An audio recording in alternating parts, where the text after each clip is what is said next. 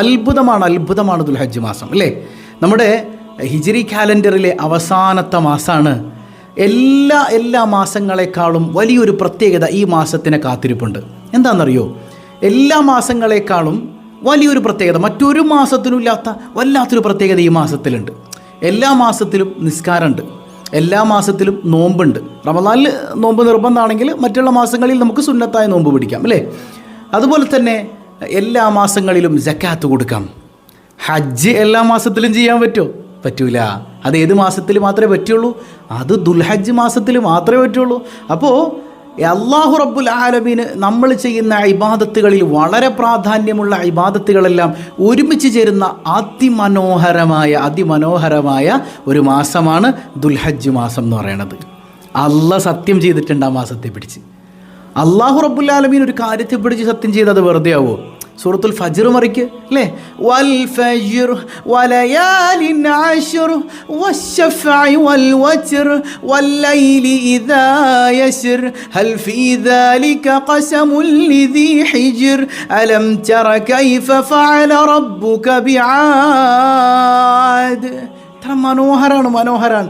വൽ ഫജ്ർ പ്രഭാതം തന്നെ സത്യം, വലയാലിൻ അശ്ർ 10 ദിനങ്ങൾ തന്നെ സത്യം. 10 രാവുകളെന്നും പറയപ്പെടുന്നുണ്ട്, എന്നാൽ 10 രാത്രികൾ തന്നെ സത്യം. അപ്പോൾ അല്ലാഹു റബ്ബുൽ ആലമീൻ സത്യം ചെയ്തു പറഞ്ഞ രാത്രിയാണ് ദുൽഹജ്ജിൻ്റെ 1ാമത്തെ രാത്രി മുതൽ 10 രാവുകൾ അല്ലേ. ദുൽഹജ്ജ് അതായത് വലിയ പെരുന്നാളിൻ്റെ രാത്രി വരെയുള്ള ആ രാവ് മുഴുവനും അള്ളാഹു സത്യം ചെയ്തു പറഞ്ഞതാണ്. ഈ രാത്രിക്ക് ദിവസമെന്ന് അർത്ഥം കൊടുത്ത മുഫസ്സിറുകളുണ്ട്. അപ്പോൾ ദുൽഹജ്ജിലെ ആദ്യത്തെ രാവും പകലടക്കം പെരുന്നാൾ ദിവസം വരെ അള്ളാഹു സത്യം ചെയ്ത 10 ദിനങ്ങളാണ്. അപ്പോൾ അള്ളാഹ് ഒരു കാര്യത്തിൽ നിന്ന് സത്യം ചെയ്തിട്ടുണ്ടെങ്കിൽ അതിനെത്ര വലിയ മഹത്വമായിരിക്കും. പത്രം മഹത്തരമായൊരു കാര്യം നമ്മളിലേക്ക് കടന്നു വരുമ്പോൾ നമ്മൾ എത്രത്തോളം ശ്രദ്ധിച്ച് ഇബാദത്ത് ചെയ്യണം. വേണ്ട നിങ്ങൾ ചിന്തിച്ചു നോക്ക്. നഷ്ടപ്പെടുത്തി കളയാൻ പറ്റുമോ? നഷ്ടപ്പെടുത്തി കളഞ്ഞാൽ പിന്നെ നമ്മളെക്കാൾ വലിയ വിഡ്ഢികളാരാണ്? അപ്പോൾ ഇബാദത്തുകൾ കൊണ്ട് ധന്യമാക്കാൻ അള്ളാഹു തൗഫീഖ് നൽകട്ടെ. ഹബീബായ മുഹമ്മദുർ റസൂലുള്ളാഹി സ്വല്ലല്ലാഹു അലൈഹി വസല്ലമ തങ്ങൾ പറയുന്നുണ്ട്, അള്ളാഹുവിന് ഇബാദത്ത് ചെയ്യാൻ ഇഷ്ടമുള്ള ദുൽഹജ്ജ് പോലൊരു മാസം വേറെ ഇല്ല എന്നാണ്. ദുൽഹജ്ജിലെ ഇബാദത്ത് പോലെ അള്ളാഹ്ക്ക് ഇഷ്ടമുള്ള മറ്റൊരു മാസമല്ല. മുത്തുനബി തങ്ങൾ പറയും ദുൽഹജ്ജിലെ ഇബാദത്ത് പോലെ അള്ളാഹ്ക്ക് ഇബാദത്ത് ചെയ്യാൻ ഇഷ്ടമുള്ള മറ്റൊരു മാസമില്ല. സുബ്ഹാനല്ലാഹ്. ഒരു നോമ്പിന് 1 കൊല്ലം നോമ്പ് പിടിച്ച കൂലിയുണ്ടത്രേ. ഒരു ദിവസത്തെ ഇബാദത്തിന് 1000 ദിവസത്തിൻ്റെ ഇബാദത്തുകളുണ്ടത്രേ, ഇബാദത്തിൻ്റെ പ്രതിഫലമുണ്ടത്രേ. ഒരു രാത്രിയിലെ നിസ്കാരത്തിന് ലൈലത്തുൽ ഖദറിൻ്റെ രാവിൽ നിസ്കരിച്ച പ്രതിഫലമുണ്ടെന്ന് പോലും പറഞ്ഞു വെച്ച സ്വാലിഹീങ്ങൾ. യാ അല്ലാഹ്, അപ്പോൾ എത്ര മഹത്തരമാണ് ദുൽഹജ്ജിലെ ആദ്യത്തെ 10 രാത്രികൾ. നഷ്ടപ്പെടുത്തി കളയാൻ പറ്റുമോ? അല്ലാഹു റബ്ബുൽ ആലമീൻ അത് ഉപയോഗിക്കാൻ നമുക്ക് തൗഫീഖ് നൽകട്ടെ. മഹാനായ ഇമാം ഇബ്നു ഹജർ റഹിമഹുല്ലാഹ് രേഖപ്പെടുത്തുന്നുണ്ട്, 3 10കളെ സ്വാലിഹീങ്ങൾ പ്രത്യേകം ശ്രദ്ധിച്ചിരുന്നു. കാരണം എന്താ? ഈ 3 10കൾ അള്ളാഹ്ക്ക് വലിയ ഇഷ്ടമാണ്. അപ്പോൾ ഈ 3 10കളെ നമ്മൾ ഇഷ്ടപ്പെട്ടാൽ അള്ളാഹ് നമ്മളെ ഇഷ്ടപ്പെടൂലേ?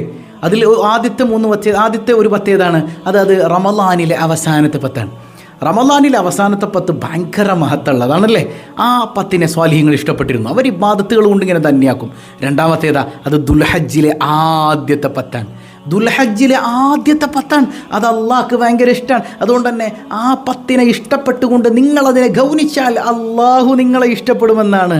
അതിൻ്റെ കാരണം എന്താ? ذَلِكَ وَمَن يُعَظِّمْ شَعَائِرَ اللَّهِ فَإِنَّهَا مِن تَقْوَى الْقُلُوبِ. അല്ലാഹു റബ്ബുൽ ആലമീൻ്റെ ചിഹ്നങ്ങളെ നമ്മൾ ബഹുമാനിച്ചാൽ അത് തഖ്വയുള്ളതിൻ്റെ അടയാളാണ്. ഈ 10 ദിവസങ്ങൾ വന്നിട്ട് അല്ലെങ്കിൽ ഈ ദുൽഹജ്ജ് മാസം വരുമ്പോൾ നമുക്ക് ബഹുമാനിക്കാൻ തോന്നുന്നുണ്ടോ? അത് നമ്മുടെ മനസ്സിൽ തഖ്വയുള്ളതിൻ്റെ അടയാളാണ്. ബഹുമാനിക്കാൻ തോന്നുന്നില്ലേ? നമ്മുടെ കൽബിൽ തഖ്വ ഒന്നുമില്ല കേട്ടോ. നമ്മൾ പിടിവിട്ട് പോയിട്ടുണ്ട്, നമ്മുടെ ഈമാൻ ഇല്ലാതായി പോയിട്ടുണ്ട്, നമ്മൾ മുനാഫിക്കായി പോയിട്ടുണ്ട്.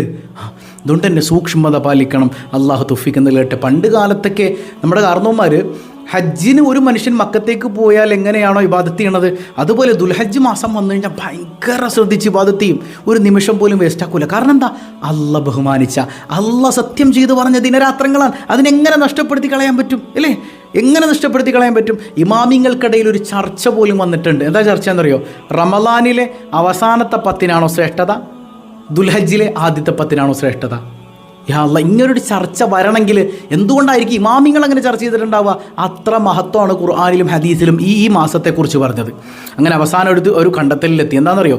രാത്രികളിൽ ഏറ്റവും ശ്രേഷ്ഠമായ രാത്രി റമളാനിലെ അവസാനത്തെ 10 രാത്രിയാണ്. എന്നാൽ പകലുകളിലെ ഏറ്റവും ശ്രേഷ്ഠമായ പകൽ അത് ദുൽഹജ്ജിലെ ആദ്യത്തെ 10 ആദ്യത്തെ 10 പകലാണ്. പറഞ്ഞു മനസ്സിലാവുന്നുണ്ട്? അവർക്കിടയിലെ ചർച്ച എന്താണ്? റമളാനിലെ അവസാനത്തെ രാത്രിക്കാണോ അവസാന 10 മഹത്വം, ദുൽഹജ്ജിലെ ആദ്യ 10 മഹത്വം? നമ്മളോട് ചോദിച്ചപ്പോൾ എന്ത് പറയും? അതിപ്പോൾ റമളാനല്ലേ എന്നാൽ റമളാനല്ല എന്നാണ്. റമളാനിൽ എന്താണ് മഹത്വമുള്ളത്? അവസാനത്തെ 10 രാത്രികളിൽ വെച്ച് നോക്കുമ്പോൾ റമളാനിലെ അവസാന 10 ഏറ്റവും കൂടുതൽ മഹത്വമുള്ളത്. അതായത് ലോകത്തുള്ള പടച്ചതിൽ വെച്ച് ഏറ്റവും ശ്രേഷ്ഠതയുള്ള രാത്രി ഏതാണ്? റമളാനിലെ അവസാന 10 രാത്രി അല്ലേ? എന്നാൽ ലോകത്തുള്ള പടച്ചതിൽ വെച്ച് ഏറ്റവും ശ്രേഷ്ഠതയുള്ള പകലുകൾ എപ്പോഴാണ്? ദുൽഹജ്ജിലെ ആദ്യത്തെ 10 പകലുകളാണത്രേ. യാ അല്ലാഹ്, റമളാനിനേക്കാൾ ശ്രേഷ്ഠതയുള്ള പകലുകൾ, റമളാനിനേക്കാൾ ശ്രേഷ്ഠതയുള്ള പകലുകളാണ് നമ്മളെ കാത്തിരിക്കണേ. അപ്പോൾ റമളാനിൽ നമ്മൾ എങ്ങനെയായിരുന്നു ഒരുങ്ങിയത്? റമളാനിൽ നമ്മൾ എങ്ങനെ ഒരുങ്ങി? എത്ര കൃത്യമായ ഇബാദത്തുകളിൽ നമ്മൾ മുഴുകിയിട്ടുണ്ട്. അങ്ങനെയാണെങ്കിൽ ദുൽഹജ്ജിൽ എത്രത്തോളം നമ്മൾ ശ്രദ്ധിക്കണ്ടേ? അള്ളാഹു തൗഫീഖ് നൽകുമാറാകട്ടെ. ഹബീബായ സയ്യിദുനാ റസൂലുള്ളാഹി സ്വല്ലല്ലാഹു അലൈഹി വസല്ലം തങ്ങൾ പറയുന്നുണ്ട്, അഫ്ളലു അയ്യാമി ദുനിയ അയ്യാമുൽ ആശിർ, ദുനിയാവിലെ ഏറ്റവും ശ്രേഷ്ഠമായ ദിനം അത് ആദ്യത്തെ ദുൽഹജ്ജ് ആദ്യത്തെ 10 ദിനങ്ങളാണെന്ന് മുഹമ്മദുർ റസൂലുള്ളാഹി സ്വല്ലല്ലാഹു അലൈഹി വസല്ലം. ആ 10 ദിനങ്ങളിൽ അറഫയുണ്ട്. യാ അല്ലാഹ്, അറഫയിലൊക്കെ സംഗമിക്കാൻ അല്ലാഹു റബ്ബുൽ ആലമീൻ തൗഫീഖ് നൽകി അനുഗ്രഹിക്കുമാറാകട്ടെ. അപ്പോൾ അതുപോലെ തന്നെ ഈ ദുൽഹജ്ജ് 1 മുതൽ 9 വരെ, 10ൻ്റെ അന്ന് പിന്നെ പറ്റില്ലല്ലോ, 1 മുതൽ 9 വരെ നോമ്പ് പിടിക്കൽ പ്രത്യേകം സുന്നത്താണ്. ദുൽഹജ്ജ് 1 മുതൽ 9 വരെ പ്രത്യേകം നോമ്പ് പിടിക്കൽ സുന്നത്താണ്. ഇപ്പോൾ എങ്ങനെ നിയ്യത്ത് ചെയ്യും? സിമ്പിളാണ്. ദുൽഹജ്ജ് 1ൻ്റെ സുന്നത്താക്കപ്പെട്ട നോമ്പിനെ അല്ലാഹു തആലാക്ക് വേണ്ടി നോറ്റുവിട്ടാൻ ഞാൻ കരുതി. അത്രേ ഉള്ളൂ, സിമ്പിളാണ് നിയ്യത്ത് അല്ലേ? ദുൽഹജ്ജ് 1ൻ്റെ സുന്നത്താക്കപ്പെട്ട നോമ്പിനെ അല്ലാഹു തആലാക്ക് വേണ്ടി നോറ്റുവിട്ടുവാൻ ഞാൻ കരുതി. രണ്ടാണെങ്കിലോ ദുൽഹജ്ജ് 2ൻ്റെ സുന്നത്താക്കപ്പെട്ട നോമ്പിനെ അല്ലാഹു തആലാക്ക് വേണ്ടി നോറ്റുവിട്ടുവാൻ ഞാൻ കരുതി. എത്ര സിമ്പിളാണ്. ഇനി അതോടൊപ്പം ഖളാ ആയിപ്പോയ റമളാനിലെ നോമ്പുണ്ടെങ്കിൽ അതും ചേർത്ത് നമുക്ക് പിടിക്കാവുന്നതാണ് അല്ലേ? അതും ചേർത്ത് നമുക്ക് പിടിക്കാവുന്നതാണ്. പിന്നെ ഉളഹിയ്യത്ത് നിയ്യത്ത് ചെയ്ത ആളുകളുണ്ടെങ്കിൽ ദുൽഹജ്ജ് 1 മുതൽ പെരുന്നാളിന് ഉളഹിയ്യത്ത് അറുക്കുന്നത് വരെ, പെരുന്നാളിനല്ല, ഈ അയ്യാമുത്ത് തശ്രീഖിൻ്റെ അവസാന ദിവസം വരെ സമയമുണ്ട്. അപ്പോൾ ഉളഹിയ്യത്ത് അറുക്കുന്നത് വരെ അവരുടെ നഖം, മുടി എന്നിവ നീക്കം ചെയ്യൽ കറാഹത്താണ്. മനസ്സിലായോ? ഉളഹിയ്യത്ത് ഏറ്റ ആളുകൾ നീക്കം ചെയ്യൽ കറാഹത്താണ്. അപ്പോൾ അതുകൊണ്ട് തന്നെ ദുൽഹജ്ജിന് മുൻപ് തന്നെ അവരുടെ നഖവും മുടിയൊക്കെ നീക്കം ചെയ്ത് വൃത്തിയാക്കാൻ പ്രത്യേകം ശ്രദ്ധിക്കണമെന്ന് ഉണർത്തുകയാണ് കേട്ടോ. അപ്പോൾ ഇതൊന്നും ചെയ്യാൻ പറ്റണില്ലേ നിങ്ങൾക്ക്? ഏറ്റവും ചുരുങ്ങിയത് ഈ മാസത്തെ ബഹുമാനിക്കുകയെങ്കിലും വേണമെന്നാണ്. അള്ളാഹു തൗഫീഖ് നൽകട്ടെ. അപ്പോൾ ദുൽഹജ്ജ് 1ാമത്തെ രാത്രി മുതൽ നമ്മൾ ചൊല്ലേണ്ട ചില കാര്യങ്ങൾ ഞാൻ പറഞ്ഞുതരട്ടെ. ഇത് നമ്മുടെ ജീവിതത്തിൽ കൊണ്ടുവന്ന നമ്മുടെ ജീവിതം മനോഹരമായി തീരും എന്നുള്ളതാണ്.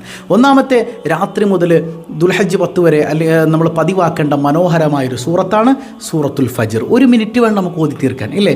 വൽ ഫജ്ർ വലയാലിൻ ആശിർ വശഫഇ വൽ വത്ർ വല്ലൈലി ഇദാ യശ്ർ. എന്ത് സുന്ദരമായി ഇങ്ങനെ ഓതിപ്പോകാം ഇല്ലേ?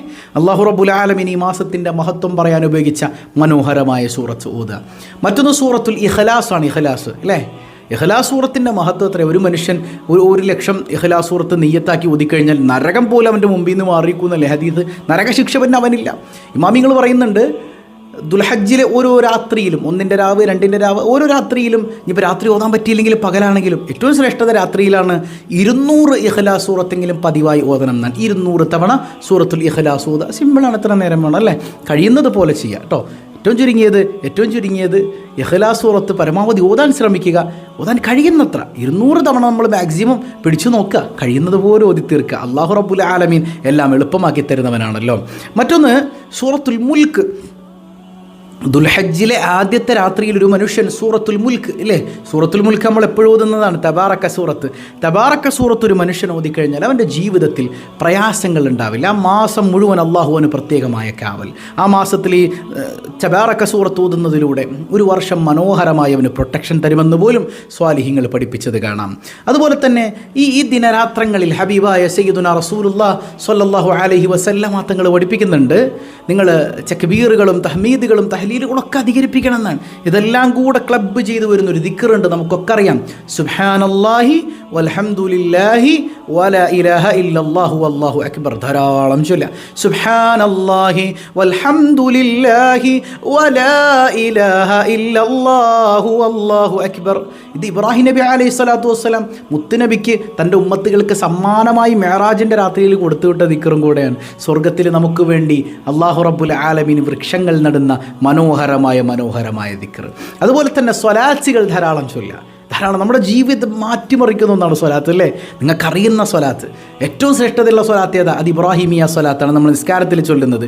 അല്ലാഹുമ്മ സ്വല്ലി അലാ സയ്യിദിന മുഹമ്മദിൻ വഅലാ ആലി സയ്യിദിന മുഹമ്മദ് കമാ സ്വല്ലൈത അലാ ഇബ്രാഹിം വഅലാ ആലി ഇബ്രാഹിം വബാരിക് അലാ സയ്യിദിന മുഹമ്മദിൻ വഅലാ ആലി സയ്യിദിന മുഹമ്മദ് കമാ ബാറക്ത അലാ ഇബ്രാഹിം വഅലാ ആലി ഇബ്രാഹിം ഫിൽ ആലമീന ഇന്നക ഹമീദും മജീദ്. കണ്ടോ, ഇതാണ് ഏറ്റവും ശ്രേഷ്ഠതയുള്ള സ്വലാത്ത്. നിങ്ങൾക്കറിയുന്ന ചെറിയ സ്വലാത്ത് ആണെങ്കിൽ അങ്ങനെ സ്വല്ലല്ലാഹു അലാ മുഹമ്മദ് സല്ലല്ലാഹു അലൈഹി വസല്ലം. ഇനിയോ അല്ലെങ്കിൽ അല്ലാഹുമ്മ സ്വല്ലി അലൻ നൂരി വ അഹ്ലി, അങ്ങനെ ഏത് സ്വലാത്തുമായിക്കോട്ടെ. ഈ സ്വലാത്തുകളൊക്കെ കൊണ്ട് ഏറ്റവും നല്ല കാര്യങ്ങളെ കൊണ്ട് നിങ്ങൾ ഈ മാസത്തെ കൃത്യമായി കൊണ്ടുപോയാൽ അള്ളാഹു കൈവിടില്ല. കാരണം ഇത് അള്ളാഹു സത്യം ചെയ്തു പറഞ്ഞ രാപ്പകലുകളാണ്. പ്രത്യേകിച്ച് റമളാനിനേക്കാൾ ശ്രേഷ്ഠതയുള്ള പകലുകളാണ് നമ്മിലേക്ക് കടന്നു വരണത്.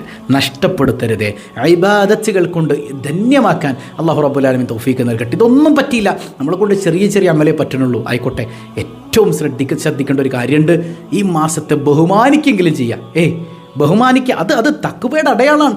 ദാലിക് വമൻ യുഅല്ലിം ശആഇറല്ലാഹ് ഫഇന്നഹാ മിൻ തഖ്വൽ ഖുലൂബ്.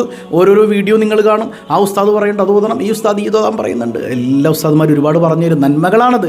ഇതെല്ലാം കൂടെ ഞാനങ്ങനെ ഓതും, ടെൻഷൻ അടിക്കണ്ട. നിങ്ങളെ കൊണ്ട് ഈ രാത്രിയിൽ ചൊല്ലാൻ കഴിഞ്ഞത് ഒരു സ്വലാത്താണോ? ബസ് അത് മതി. ആ സ്വലാത്ത് ചൊല്ലിയിട്ട് ഈ മാസത്തോടൊരു ബഹുമാനം മനസ്സിലുണ്ടാകുക. മനസ്സിലാവുന്നുണ്ടോ? മനസ്സിലുണ്ടാകുക ഒരു ബഹുമാനം. ഈ ബഹുമാനം ഉള്ളതുകൊണ്ട് തന്നെ നന്മകൾ കൂടുതൽ ചെയ്യുക, തിന്മകളിൽ നിന്ന് മാറി നിൽക്കുക. റമളാനിൽ നമ്മൾ എത്രത്തോളം നമ്മുടെ ശരീരത്തിനെ നമ്മുടെ മനസ്സിനെ പ്രൊട്ടക്റ്റ് ചെയ്യുന്നുണ്ടോ അതുപോലെ റമളാനിൽ അവസാന 10 പകലുകളെക്കാൾ ശ്രേഷ്ഠതയുള്ള ഈ മാസത്തെ ആദ്യത്തെ 10 പകലുകൾ യാ അല്ലാഹ് നഷ്ടപ്പെടുത്തി കളയാതെ ഇബാദത്തുകൾ കൊണ്ട് ധന്യമാക്കാൻ അല്ലാഹു റബ്ബുൽ ആലമീൻ നമുക്ക് തൗഫീഖ് നൽകി അനുഗ്രഹിക്കുമാറാകട്ടെ.